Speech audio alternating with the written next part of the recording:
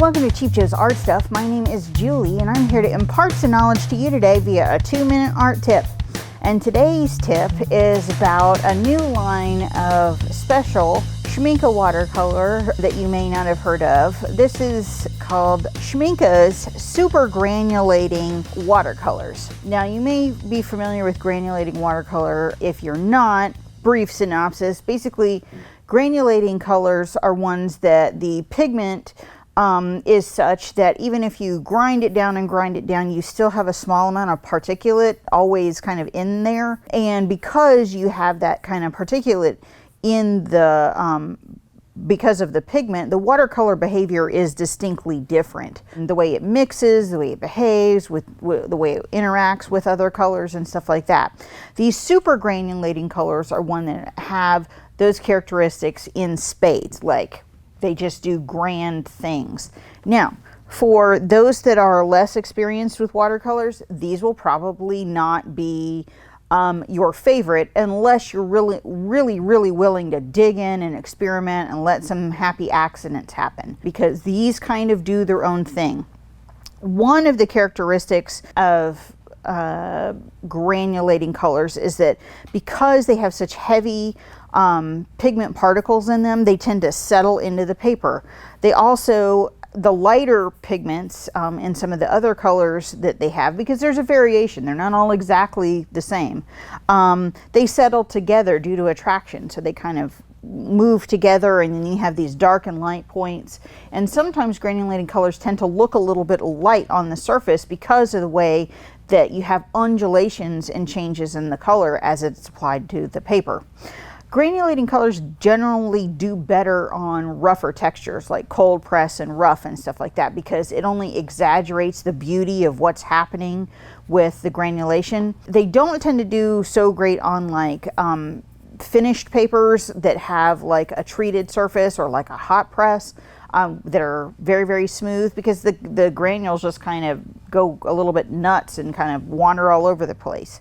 They do require a little bit more water than maybe what you're used to, because when you're using them on like heavier papers and stuff, the water tends to absorb quickly and then the color kind of sits. So you'll want to play around with the water that you use with these. But I kind of wanted to show you what these look like. I have a piece of 300-pound cold press natural white here that I wanted to sample these colors for you so you get a feel. And then we're going to go ahead and do a full-on demo, because they made sure to sucker me in and send me some of my favorite colors ever.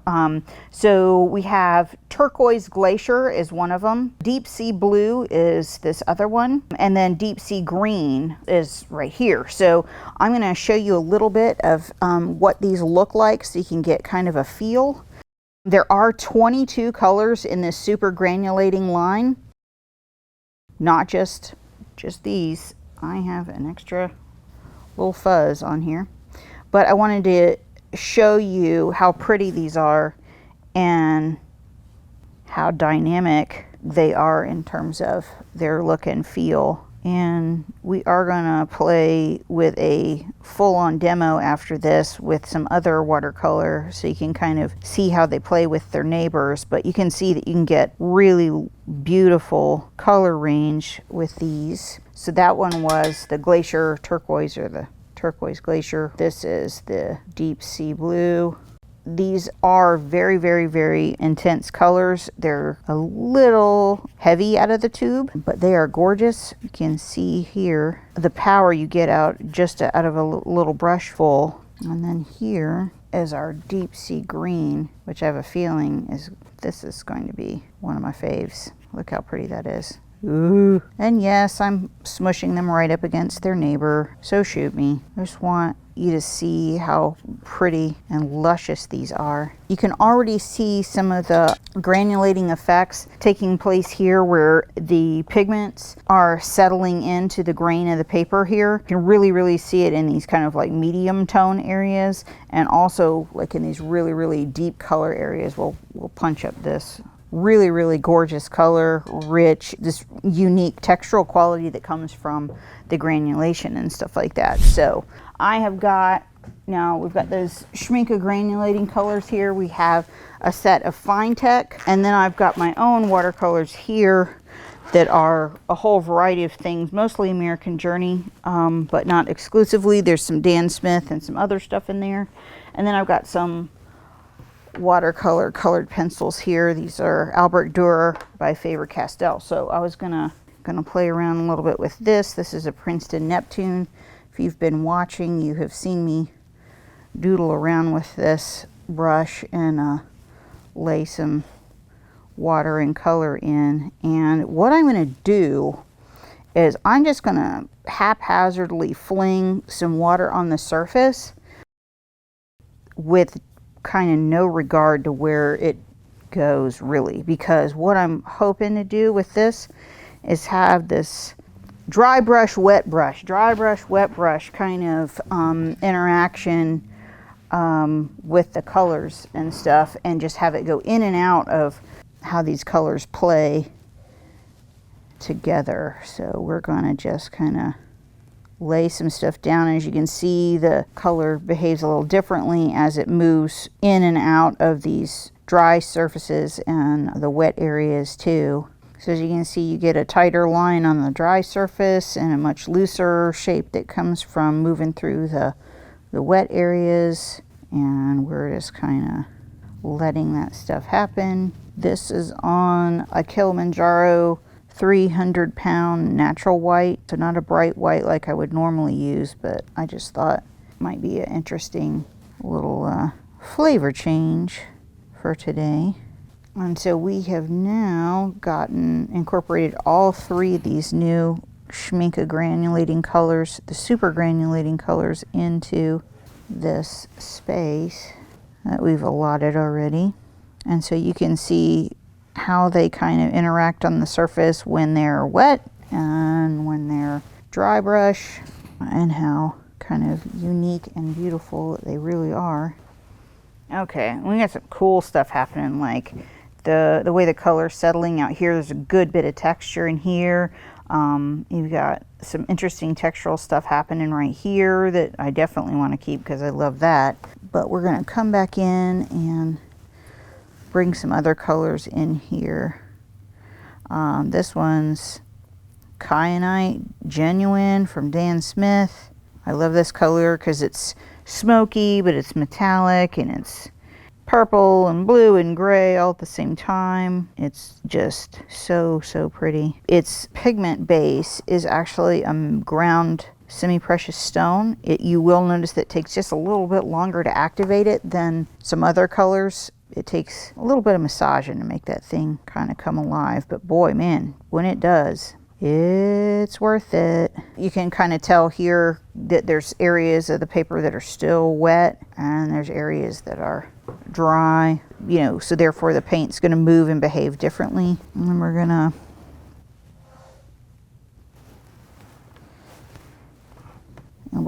punch this up a little bit, because when these dry, they will dry down a little bit, and so the color will be even more subtle than it appears right now. And we don't want everything to be this really pale tone. We want some bodacious color in there too. And I am gonna drop some water in here to kind of make things not quite so linear, kind of mess things up a little bit. Okay, and then this one is beautiful as another Dan Smith. This one's Zoisite, and it's a earthier green, not so blue based, and I really like it. It's a nice contrast to some of the more obviously blue tone stuff that I do. It's friendly and it's pretty and it's earthy, and I just kind of like it. And so we're not going to overwork this too much, because it kind of loses something if we absolutely beat it to death. But that one's Zoisite Genuine. And then I think what we're going to do is put a little bit of burnt scarlet, and just to kind of throw you a curveball. Actually, I'm going to take my watercolor pencil here, and I'm going to put some calligraphic line in here. It's kind of like all kind of amorphous and all over the place right now. And what we're going to do is just kind of draw into it. And since we're going to be doing another set of things where it's like dragged through the wet areas, the dry areas, you're going to see how this watercolor pencil will react in all of those different spaces. You know, it'll kind of pop up and disappear, and then kind of show itself off a little bit more in other parts. And, you know, we don't want this to be the dominant, I don't want this to be the dominant feature of the piece. It's just going to be a little something that's happening kind of in and out. And you can see as the pencil's kind of getting wet on the end, you're getting a much softer, much smoothier line. And if we've got some areas that are a little too hard, then we're just gonna move them around. You know, if they become too dominant, we'll just make it go away. So we're gonna let this dry and come back in with some other stuff in a little bit. Actually, let's punch it up with some gold. Everything's better when it's shiny. So we'll drop some of that in there. And I'll probably do some gold leaf on this in a little bit. So we're gonna use some Fine-Tec watercolors. You see, I love my Fine-Tec, and this one color in particular, because you can see it's almost, I punched a hole in it, is what I done, and it's gotten its use for sure. I default back to that particular color quite a bit, and I really like it. And then just let it be, and you'll see there's more granulating stuff happening. There's really cool textures, some the way that the colors are interacting with each other. And then we're going to let this settle out and do its thing, and then we're going to come back and do some foil treatment on it, really make it shiny. So we'll be right back in a little bit. Hello, welcome back. We have been watching paint dry. No, we haven't. Just kidding. But some fabulous things have happened on this piece since it's dried. This granulating color has caused some really fascinating stuff to happen. Like, I'm absolutely in love with that little passage right there and this passage right here. There's a whole bunch of really interesting detail and rich texture that's happening that I'm excited about. So we're not going to want to completely obliterate all of that wonderfulness that we had happen. I'm going to actually put a little bit of gold foil on this, and you're going, no, trust me, it's going to be lovely. And instead of, yes, we have the Mona Lisa, you know, metal leaf adhesive here, and that's fantastic and stuff like that, but I kind of like the immediacy of using the Zig glue pins, and so I'll be using that to put down some fine lines of, you know, just adhesive to make this kind of thing happen. And we'll put some gold leaf on it and just see what happens. So bear with me when we while we work on this and see what we can have happen.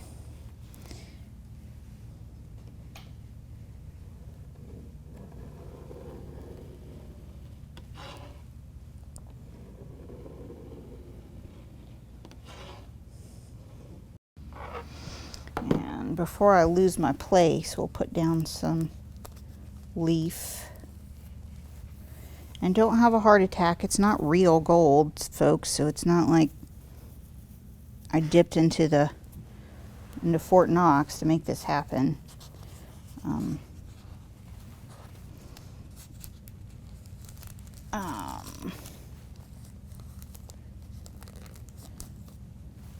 And I know there's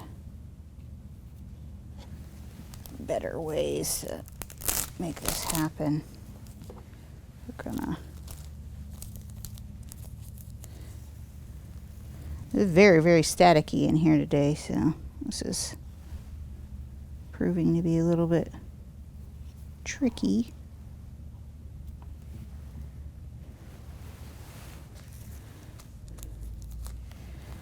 And grab some more. The glue is actually, the glue from the Zig pen is actually blue and really great, but on this blue that I've got happening here, it makes it almost impossible to see where I left off. So we've got to kind of not lose our place when we're working on this. So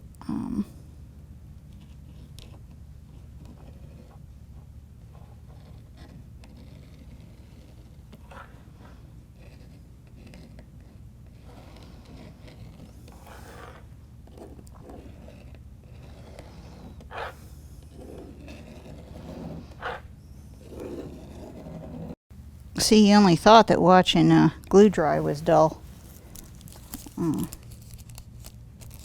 Watching paint dry and glue in one demo. I think you're going to be pleasantly surprised.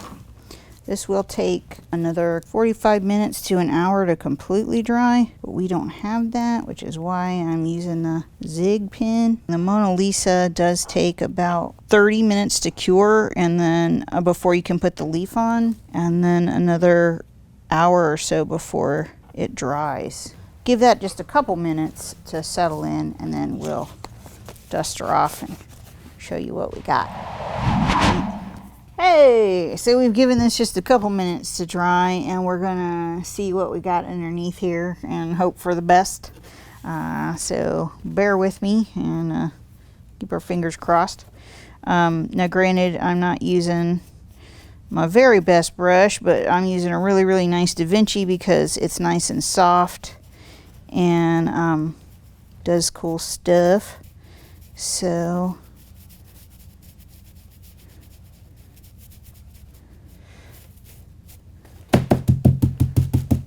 I will have to wash this brush out after I'm done because it will be like little gold flakes in there, and that's okay. And yes, you can save every last bit of this that I'm scraping off, and I have done that before because it makes a really, really nice texture. I'm not doing that right this second, but that can be part of what you do.